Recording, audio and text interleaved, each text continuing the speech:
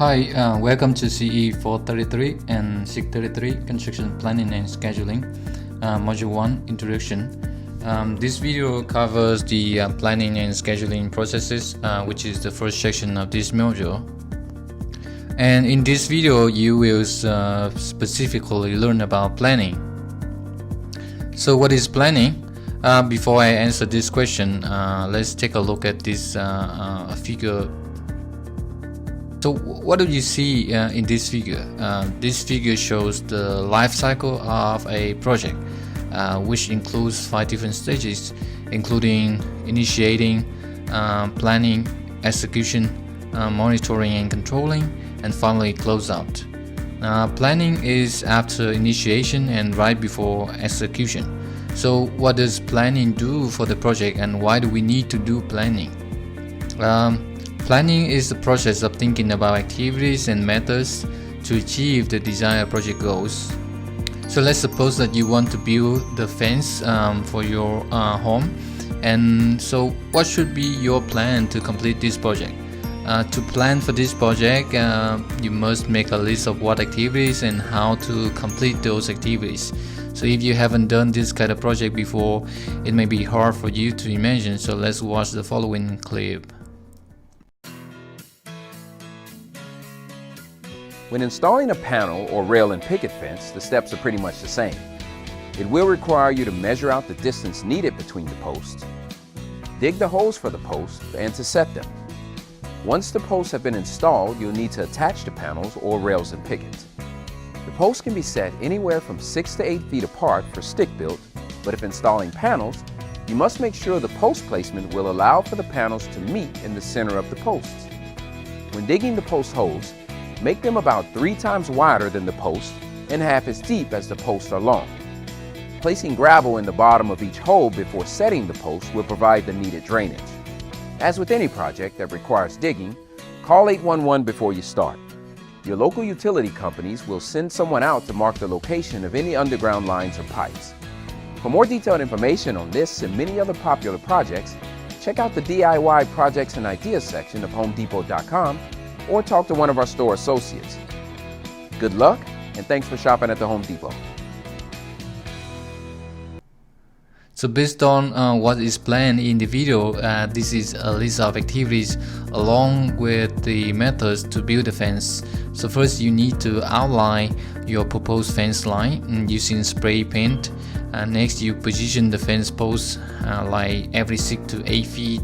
And after that you need to dig the holes using auger drill bit or post hole digger. So as a planner, you need to think about all the alternative methods.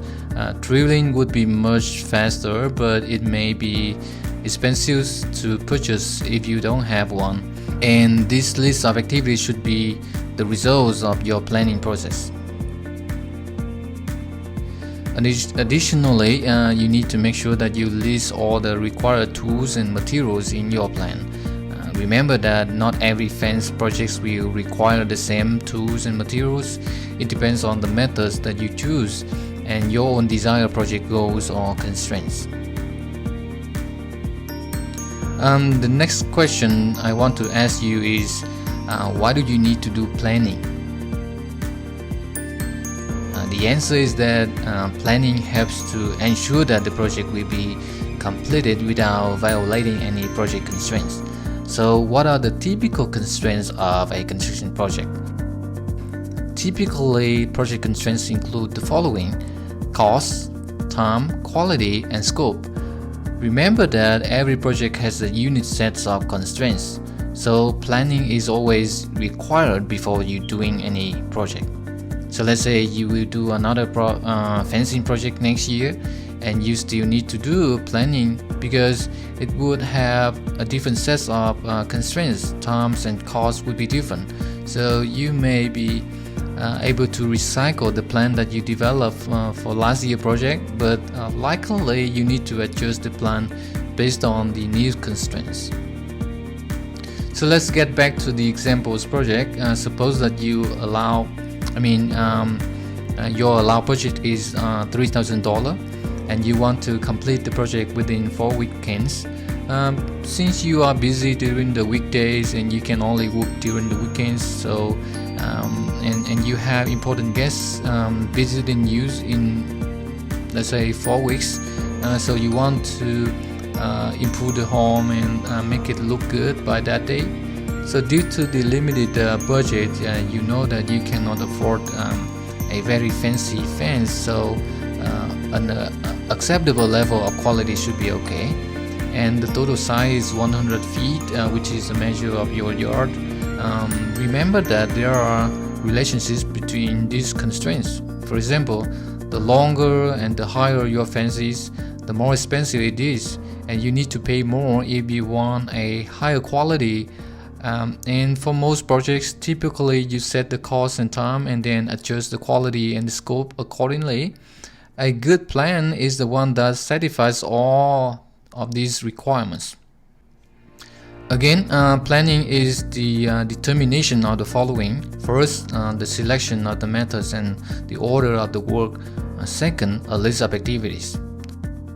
The selection of methods and order of work typically based on the project constraints, which are documented in the contract documents, as well as other environmental requirements specified in the project specifications and standards. Based on the selected methods, now you need to develop a list of specific activities for 3 different stages. Obviously, you need to think about activities during construction stage. In addition, you also need to think about pre-construction activities such as design and applying for construction permit.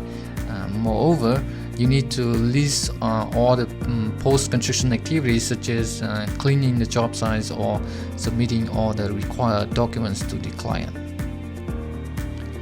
And planning a project involves making many adjustments and assumptions based on your prior experiences with similar projects in the past.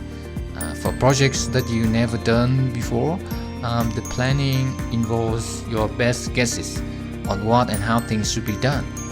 And good planning develops alternative methods and an analysis of each option.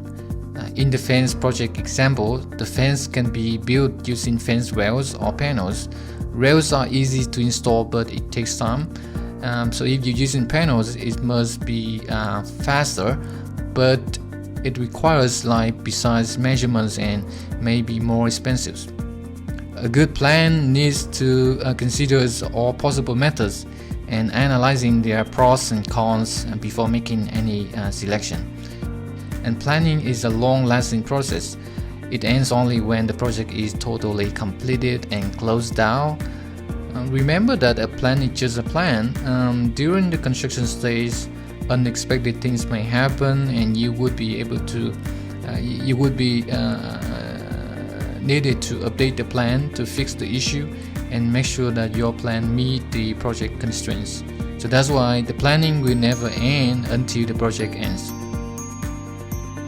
So as I discussed earlier, planning involves the process of identifying methods and means. So what are the functions of planning? The project planning also involves estimating, scheduling, and logistics. Estimating is to estimate the total cost. Scheduling is to estimate the total duration, and logistics is about site layout, access to the site, materials, and storage locations. So why do you need estimating and scheduling during planning stage? The answer is that these functions are used to test your original assumptions. Let's say the estimated cost is $3,500, which is $500 more than the allowed budget. So you need to change your original plan or reduce the cost.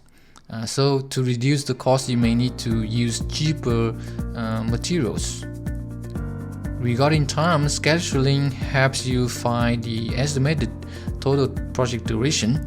So suppose that the estimated total duration is 5 weekends. So if you did not change anything on the plan, so you cannot finish this project by the desired date. So you would need to recruit more people like your friends or your relatives to help you out. So planning is not only limited to planning construction activities and methods. It requires many other aspects as listed here. For example, you also need to develop a procurement and materials plan, or traffic coordination plan, and environmental management plan. So in summary, planning is a process of thinking about what and how things should be done given a set of constraints, including time, cost, quality, and scope.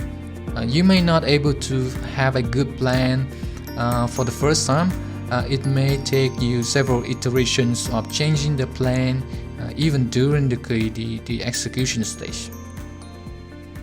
So this is the end of this video. Goodbye for now, and I'll see you in the next video.